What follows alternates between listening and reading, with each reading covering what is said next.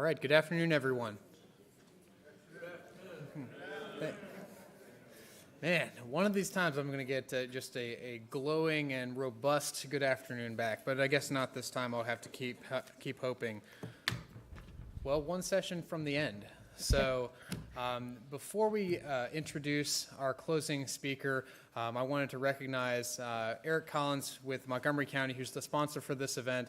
Eric wanted to say a brief word about some of our efforts at the county and beyond related to disaster relief. So Eric, real quick. Brief, I promise. I just wanted to let everyone know, particularly the communities that are in the Business First Retention and Expansion Program, that because of the disasters that have occurred throughout not just Montgomery County, but in the whole region, we have a disaster recovery plan in place, and tomorrow, and this is really for the Business First communities, but I think it's good for everybody else to hear. Tomorrow we're going to have a 1:30 conference call about that disaster recovery plan and how we're going to be communicating out to our businesses to provide help. So Jeff Finkel, just to kind of bookend Jeff Finkel's comments this morning, one of the things that we don't have is enough money. There's never enough money. But if we work in a kind of a cohesive manner and help those businesses and quantify what those impacts are, we as a region are going to be a lot more or better positioned to go after additional federal funds. So I just wanted to alert the communities that are in Business First, and you'll probably see something today or tomorrow in the Dayton Business Journal or the Dayton Daily News about kind of what services. The last thing I'm going to say is there is a disaster recovery link in Business First, and it has a lot of federal resources available. So it's good for businesses to just kind of scan that. But then the most important thing is we're going to get feet on the street and go out and meet with the businesses and try to find out what the most urgent needs are for the health, mental health for the people that have lost their homes. I was at a business today, 650 employees, 50 people of the employees lost their homes. So how do we support those people and the businesses? So just stay tuned on that. Thanks. And once again, thank you to Montgomery County for their gracious sponsorship of our closing session today. With that, I would like to introduce to you our closing speaker, Lydia Mihalik. Lydia is the director of the Ohio Development Services Agency, and the agency provides customer service and support to businesses, communities, and individual investors and entrepreneurs to encourage economic development in the state. Director Mihalik was appointed to lead the agency by Governor Mike DeWine. She comes to the agency after serving as the mayor of the city of Findlay. She was the first woman to hold the city's top post, and as mayor was a strong proponent of small business and workforce development, two things that are near and dear to our summit topics today and also near and dear to our economic development hearts. She has been a board member for the Ohio Mayors Alliance, a collaboration of Ohio's 20 largest cities, and has served on the advisory board for the U.S. Conference of Mayors. Director Mihalik is a native of Indiana who moved to Ohio to attend the University of Findlay, where she earned a degree in political science. Her interest in public administration earned her an internship with the city of Findlay, which led to a full-time position in the city economic development.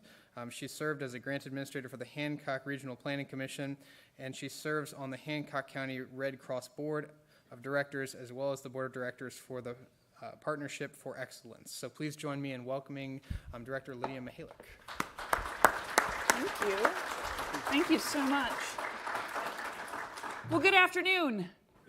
Oh, I realize that I am the only thing standing between you and maybe an early afternoon or late afternoon martini, so I'll try and make this as exciting as possible. Thank you very much for inviting me here today to talk to you all about our vision of economic development in Ohio. I am very pleased to be here on behalf of Governor Mike DeWine and Lieutenant Governor John Husted. And I appreciate, really, in all honesty, all of you who are here today.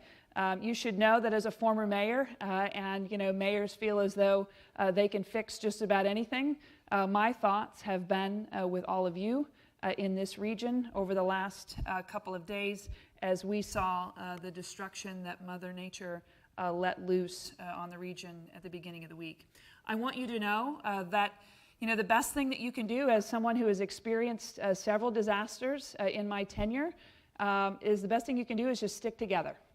There's going to be a lot of folks who are going to want to help you, and that's going to be great because we certainly can't do things all by ourselves, but the power and strength of community will definitely pull you through this one blip in time. And also realize that this isn't just a couple of days, it's not a couple of weeks, it's not a couple of months. This will be something that this area, this region of Ohio, and other regions of Ohio will be dealing with for many years to come. But I want you to know that the state and my agency, we will continue to be here and to be able to provide resources as you work to be able to rebuild the areas that have been affected by not only tornadoes, but some flooding and flash flooding. Building essentially is what you all do. You are the boots on the ground, the forward-facing individuals, the practitioners that provide Ohio with the competitive edge, and you play such an important role in helping us achieve this new vision. So what you are about to see, from my perspective, is a great illustration of what we believe is going to be Ohio's next big chapter. Ohio is just a great place.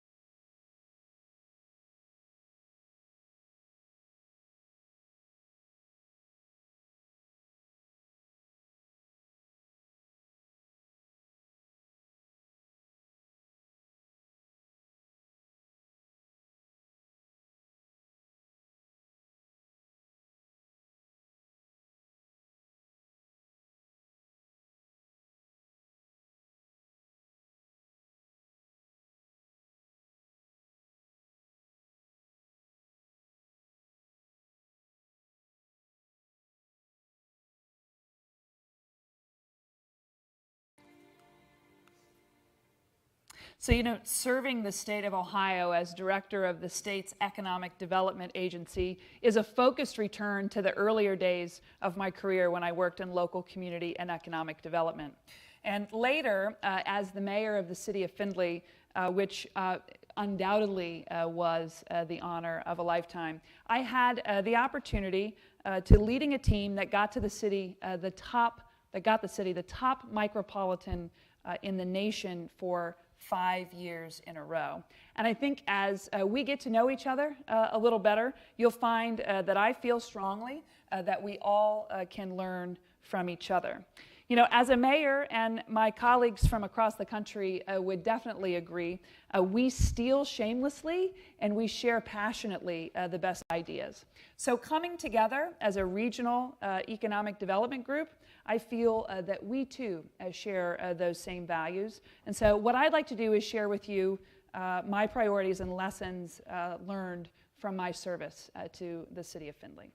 So first things first, you got to build a great team, because people make the biggest mistake when they think that they can go it alone, or when a lot of other people are doing their own thing. So by coming together as you do in the form of a regional economic development group, you have made the most important first step, Because if people aren't working together, they may be canceling each other out, expending a lot of energy, but not really seeing a lot of progress. So welcome in thought leaders as well as decision makers, and make sure that you have a shared understanding of where you're headed. And give it a name, like an identity that you can share. In Findlay, we called it the Findlay Formula. In Columbus, they call it the Columbus Way. And last week I was in Mansfield, where they are referring to it as Mansfield Rising. Celebrate those synergies and don't be afraid to exploit the heck out of them. Next up, you got to make a comprehensive strategy.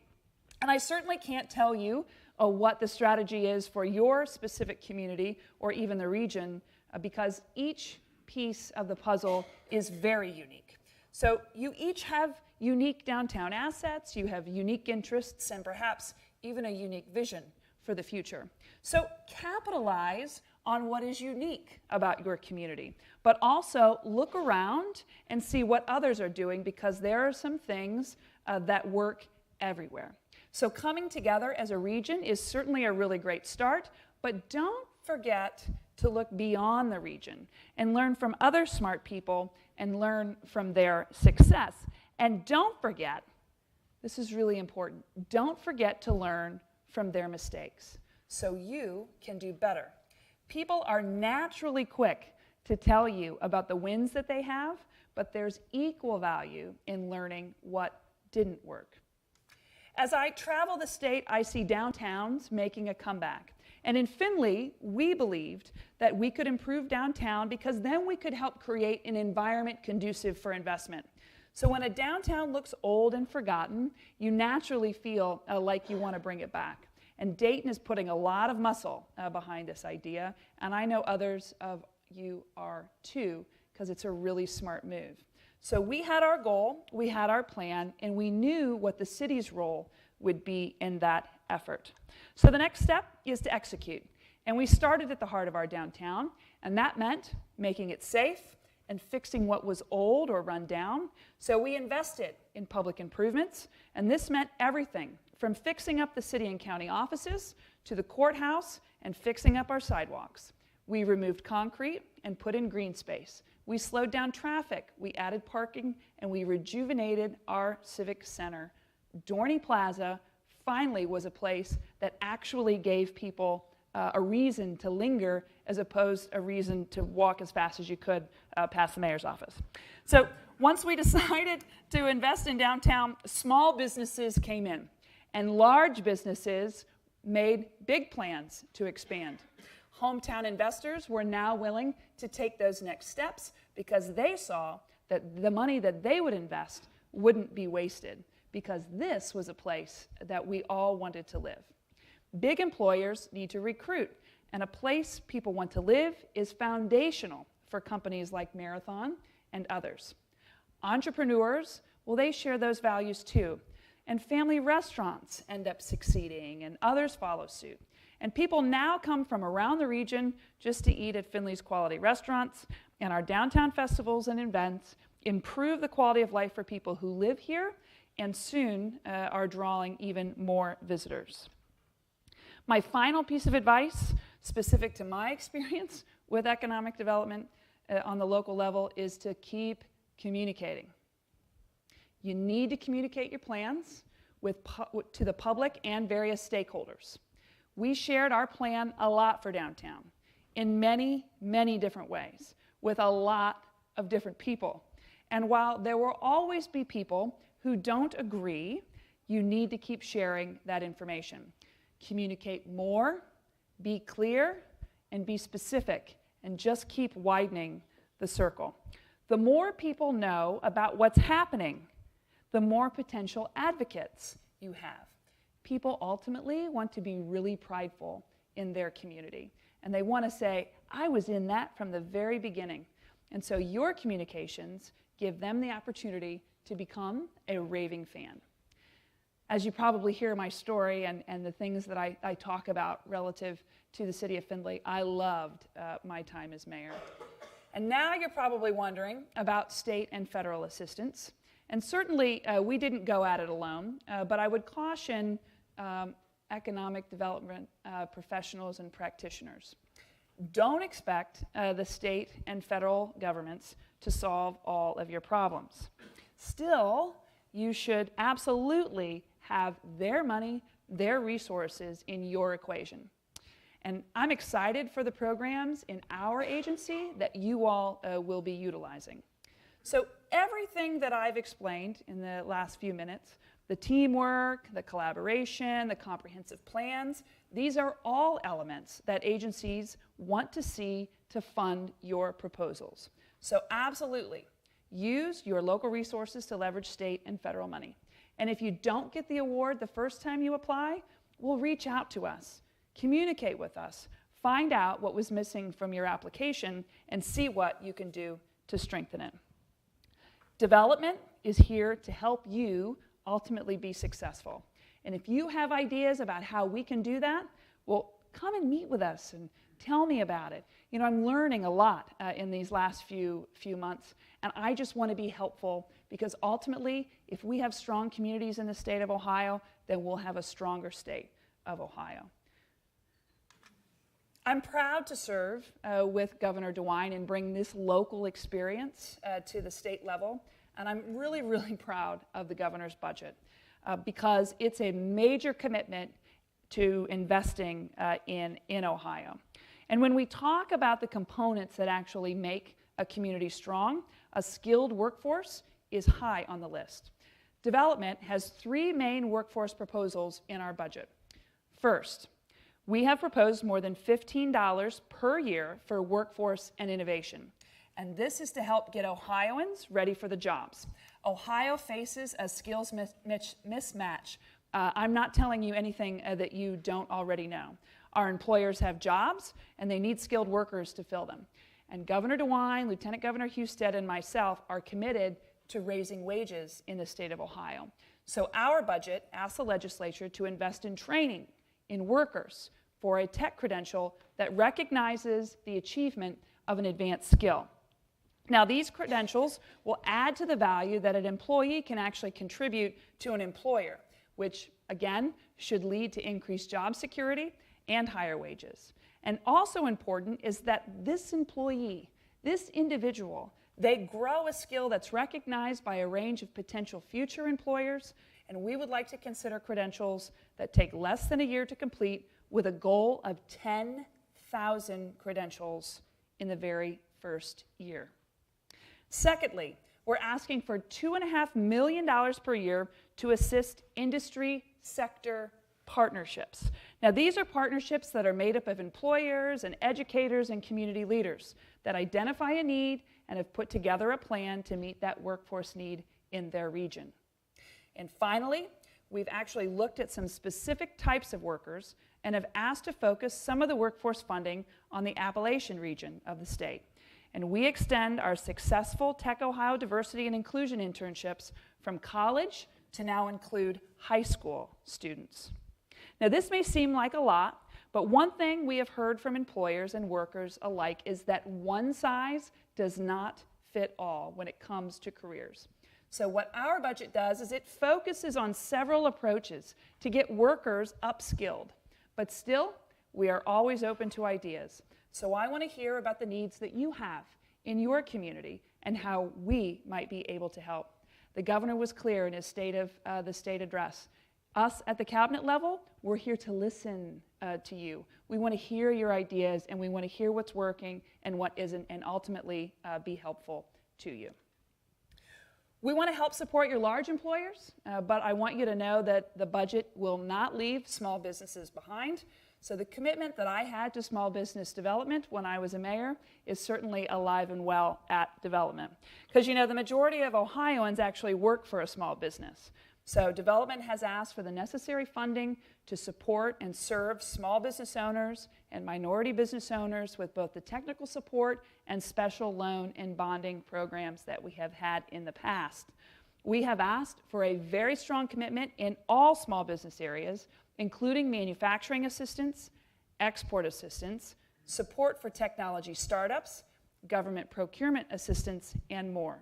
We have also asked for additional spending on internships for both tech and trades to give young people the experience to give young people the experience of the skills for the future. Development is also proposing to help schools with energy costs. I want you to pay special attention to this because this is something that's been undermarketed and definitely underutilized in the past. So we want to pair the state energy program and the energy loan fund, which will provide free energy audits to schools with an option of a low interest or no interest loan to install new heating and cooling systems. Up-to-date, modern classrooms that are safe and comfortable are going to reduce the cost ultimately to local schools and help create an environment where children can actually learn and prepare for the future. So under the existing program that we have, Worthington City Schools, for example, received a $2.5 million low-interest loan to retrofit 21 of its school buildings with new windows, lighting upgrades, heating and air conditioning improvements, which ultimately resulted in a reduced energy use and an estimated annual savings of more than $288,000. So in the end, the money saved in energy costs ultimately ends up paying for the project. The changes that we are making in the program as it has existed will make it available to more schools on much more favorable terms. This is also a workforce program from our perspective, so if the school submits a plan to incorporate students in the project in workforce training, a portion of the loan would be forgiven. Our budget includes a new state tax incentive to bring investment to Ohio Opportunity Zones. And of course, the Opportunity Zone program was created by federal legislation in 2017, and it provides for federal tax incentives for investments in designated low-income census tracts. Across the state, Ohio has 320 qualified opportunity zones in 73 counties, which were identified by local communities as having high potential for new investment, development, and job creation. And since the federal government first created the Opportunity Zones designation, Governor Mike DeWine saw the economic impact that it could bring to Ohio. Here's an example of one local community's plan to capitalize on its Opportunity Zones. I'm super excited. You know, we're seeing a lot of investment across the city. It's really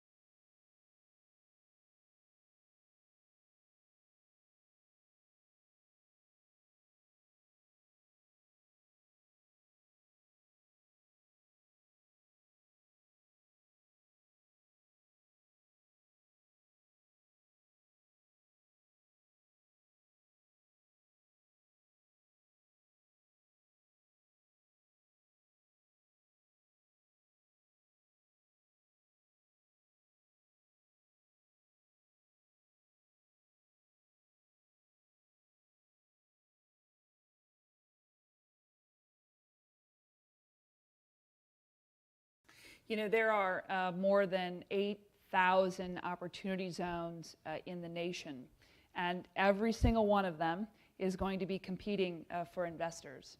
And so we want to be able to give Ohio communities the edge. So the budget proposes a 10% income tax credit for investment in these low-income, high-poverty areas of Ohio.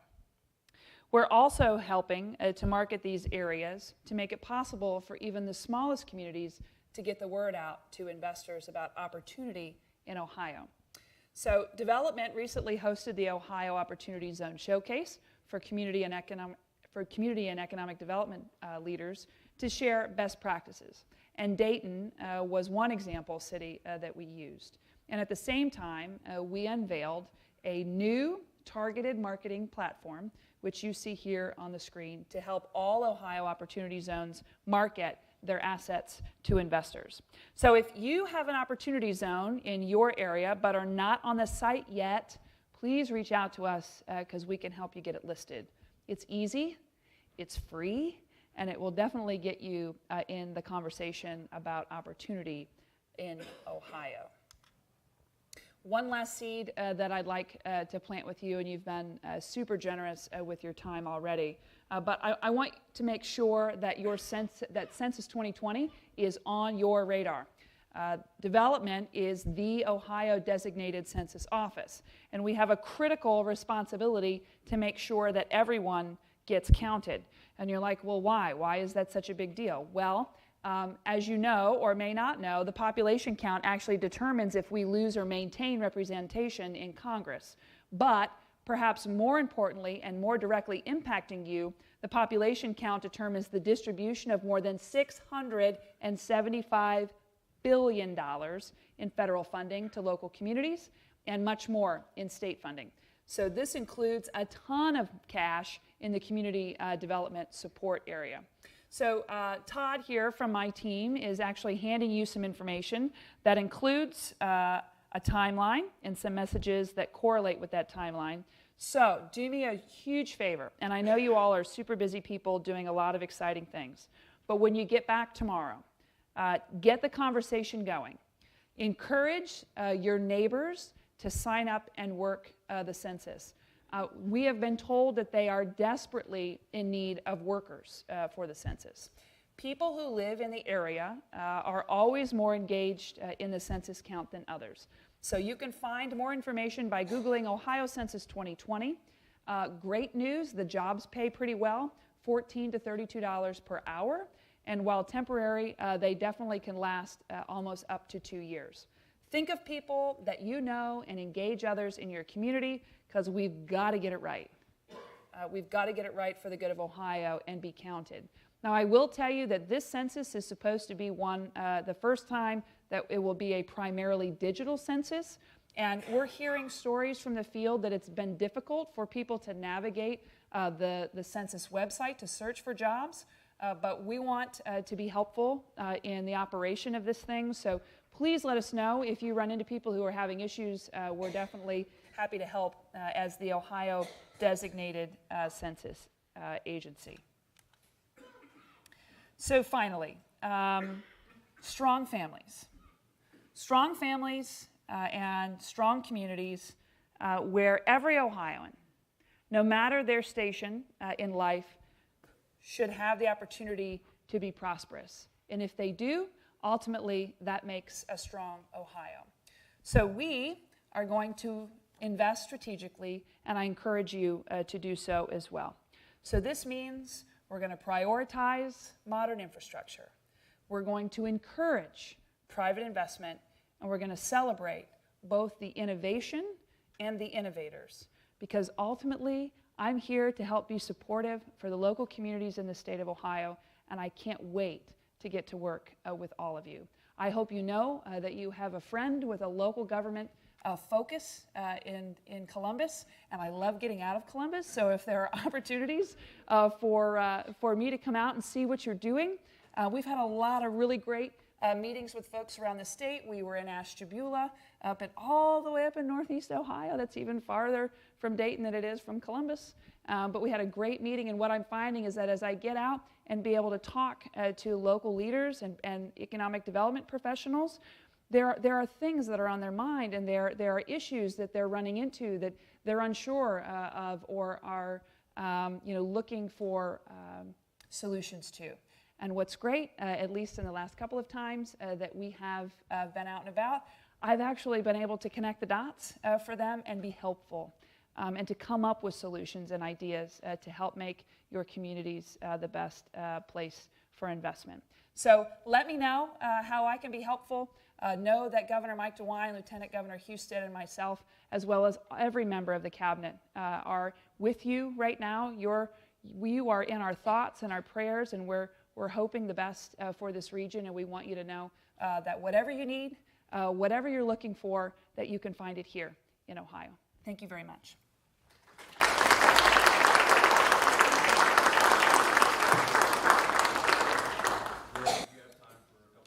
I absolutely have time for questions. I'm definitely not shy. So that puts the audience on the spot. Who's the first brave soul to raise their hand? Any questions for the director? Ooh, there's one. Steve? Thank you for your passion and choosing to become a public servant for all of Ohio. I'm from County Corp. We're a regional administrator with the Region 166 program. It's part of the 166 funding that really is the direct 166 and regional, but we deliver the money at a more local level, so we're the feet on the ground helping small business. A question I have for you is, the controlling board is still involved in eventual final decision making. Yes. That process over the last number of years has really expanded.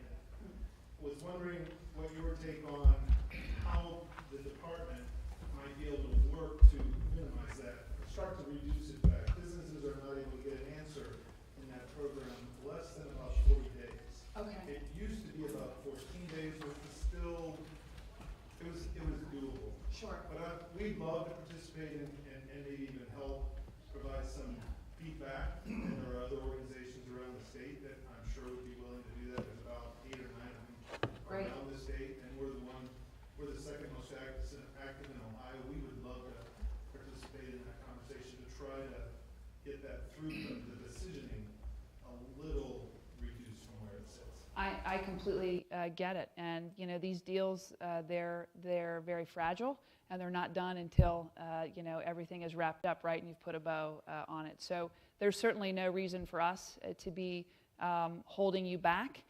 So this is the first time, to be quite honest, in the last couple of months that we've heard of the lag. We've been charged with being more customer service oriented, and so this is something that I'll take back, and we'll get on it right away. So we do a lot of work with loans. There's no reason, though, that it should take that long to get them done. So let me do some research on, and if you have your card, I'd be happy to reach back out and give you an answer. But it's a great question, and I appreciate you bringing it to the forefront. And I think there are, as with a lot of things that I'm learning, sometimes it's just that way because there isn't a whole lot of urgency, and maybe we can fix that. But I can tell you that I come from a place that pushes government to, as quickly and lawfully as we can, to move at the speed of business. Because we're here for you. We're not here to hold you back. So thanks for bringing that up, and we'll get to work on that right away. Next question? Thank you for being here today, by the way. So I have a quick question. We actually work for architecture group in downtown Dayton. We're working on the Dayton Arcade project. Great. There's been lots of excitement around that.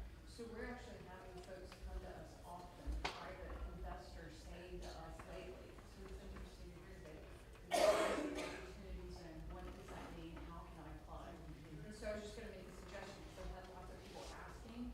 So I don't know if the local date might be on the group could actually hold something around that because people are coming to us. Yeah. And we're not really experts, but we'd love for them to know so then we can it would result in more work for downtown. Yeah, so I believe at this point in time that the mayor is working within the region, Mayor Whaley is working with the region to put together their own regional Opportunity Zone Summit, and I'm happy to come and help, and we'll provide as many resources as possible. I will tell you that if you, in the short term, if you send folks to that opportunityzone.ohio.gov, there is a portal there that's not only for communities, but it's also for economic development professionals, but also investors. So anybody, no matter where you're from, you can be outside the state of Ohio or even locally here in the Dayton region, you can go and look and see where an opportunity zone is. The quick and dirty is that an opportunity zone is a place to infuse capital.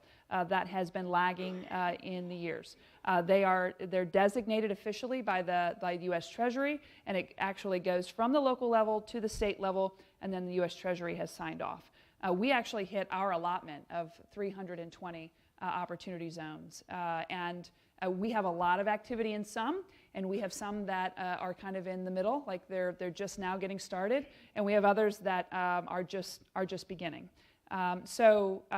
Great question, but it's a deferment basically on capital gains taxes. And so that's what we're trying to do then at the state level, is to provide that state level incentive. So we do the 10% income tax credit on any project by a qualified opportunity fund in a qualified opportunity zone. And I will also say that one of the things that's getting lost in this equation is that there's a lot of pressure for like big time investors, right? Come and see what we have to do, what's happening. But what you'll find is that there's a ton of money out there. There's a ton of capital out there in unsold stock, in real estate that people have been holding on to for fear of having to pay capital gains on its disposition. So there are community funds that are now starting to emerge because, you know, who knows best about what's happening in your community than the people that actually live and work and play and learn in that community. So stay tuned for this regional event that I know will be coming soon. I'm sure DDC is helping with that. And then also go to opportunityzones.ohio.gov, and hopefully we can get you some information.